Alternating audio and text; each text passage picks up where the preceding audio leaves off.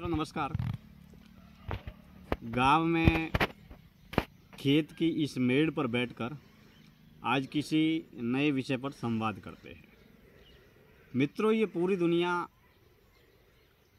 पंच विकारों में काम वासना रूपी विकार की उपज है। यानी कि पंच विकार है काम, क्रोध, लोभ, मोह और अहंकार। इन पंच विकारों में कल्पना कीजिए कि जो काम वासना रूपी जो विकार है, जिससे इस दुनिया का सृजन होता है, ये दुनिया पैदा होती है, ये दुनिया जन्म लेती है। यानी कि पंच विकारों में काम वासना से ही पूरी दुनिया का जन्म हुआ है।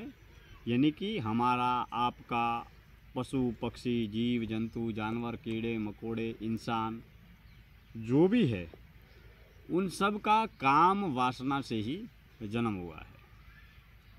अब जिस जगत का जन्म काम वासना रूपी विकार से हुआ है, अब कल्पना कीजिए कि इस जीवन से काम वासना रूपी जो विकार है वह पूर्ण रूप से खत्म हो जाए, नष्ट हो जाए, तो क्या होगा?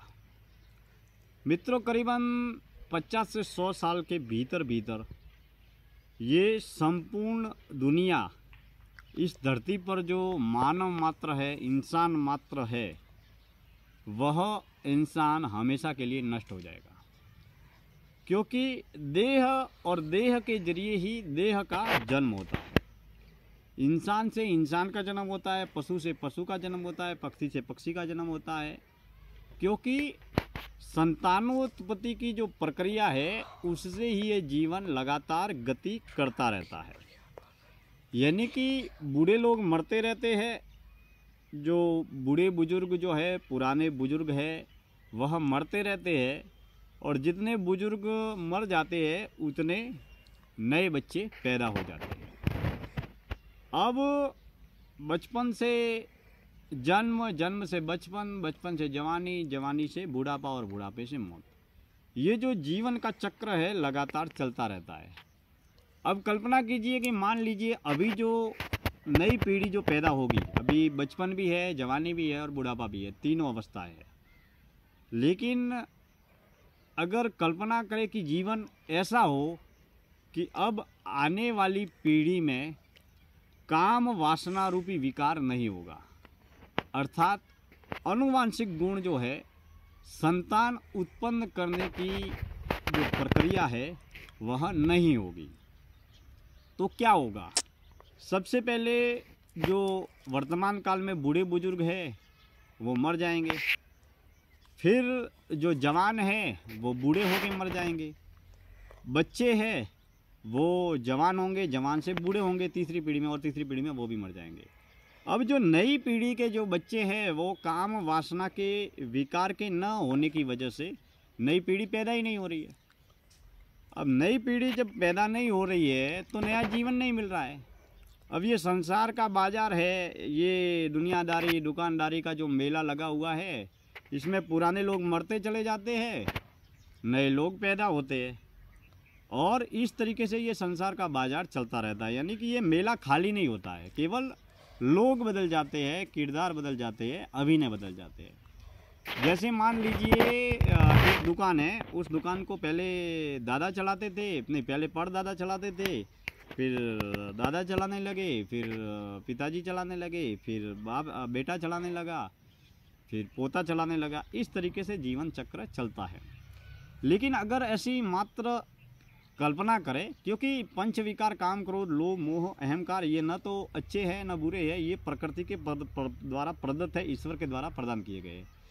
लेकिन कल्पना करें कि अगर जीवन में सब कुछ हो और संतानोत्पत्ति को करने की प्रक्रिया खत्म हो जाए, नष्ट हो जाए, और काम वासना रूपी विकार जीवन में न रहे, तो काम वासना का विकार नहीं होगा तो नई दुनिया का, नए बच्चों का पैदा होना हमेशा के लिए समाप्त हो जाएगा।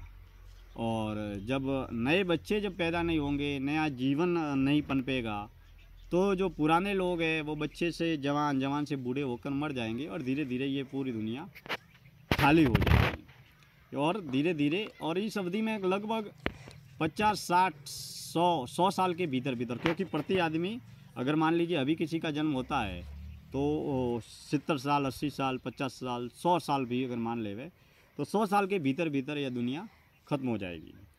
तो जीवन का सर्जन यह मात्र एक काल्पनिक क्यास है, एक कल्पना मात्र है कि अगर काम वासना न हो तो धीरे धीरे जीवन नष्ट हो जाएगा। और हमारे जो पंच विकार है, काम, क्रोध, लोभ, मोह, जो अच्छे भी है और बुरे भी है, तो इसके ज़रिए ये जीवन संचालित भी होता है। और इन्हीं पंच विकारों की वजह से जीवन कर्म की डोर में बंधा रहता है और इंसान जन्म से लेकर मरण तक का सफ़र तय करता है।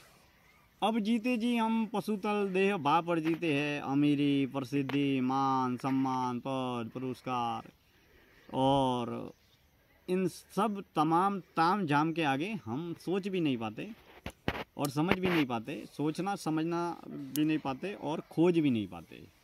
लेकिन कई बार जीवन को अलग अलग तलों पर, अलग अलग दृष्टिकोण से जब हम कल्पनाओं के माध्यम से और रचनात्मक कलात्मक विचारों के माध्यम से सोचने लगते हैं तो जीवन अपने आप में एक रहस्य है, एक चमत्कार है।